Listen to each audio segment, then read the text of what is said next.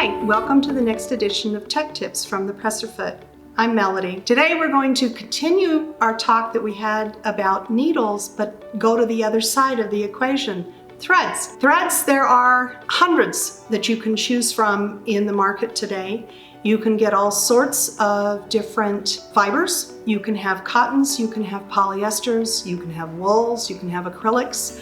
You can have woven or spuns that stretch. You can have elastic as a thread. All of these threads are for specific purposes as well as need to be put into the sewing machine in their own special way. The first major separation of threads is the way they are wound onto a spool. Typically when you see a spool like this and the thread is going around in straight lines, this is a stacked spool. It should stand up.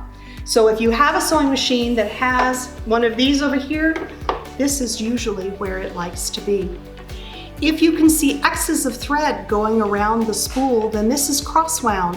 Cross-wound spools like to feed off the top, so they usually do better when they are laying down. If you've only got a vertical or a horizontal spool pin on your sewing machine, you can usually find ways to accommodate this. And this is a general rule of thumb. This is a guideline. It is not a hard and fast rule.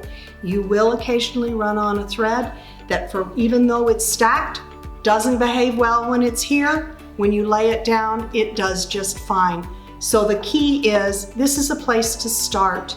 It is not a hard and fast rule.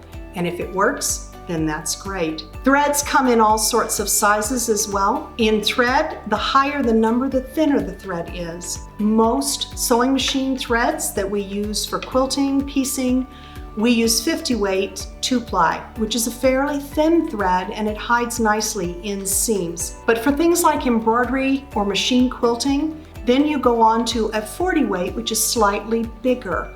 I also use 40 weight for my garment construction. These threads are a little bit heavier, so they show up a little bit more. When you would quilt with a 40 weight, you will see it as a thread line more than you would see a 50 weight, which would look more like a quilting indentation instead. But these threads, the last guideline for thread is you want to use the best quality thread that you can afford to use. The reason is the strongest chain is only as strong as its weakest link, and your thread is what is holding your project together.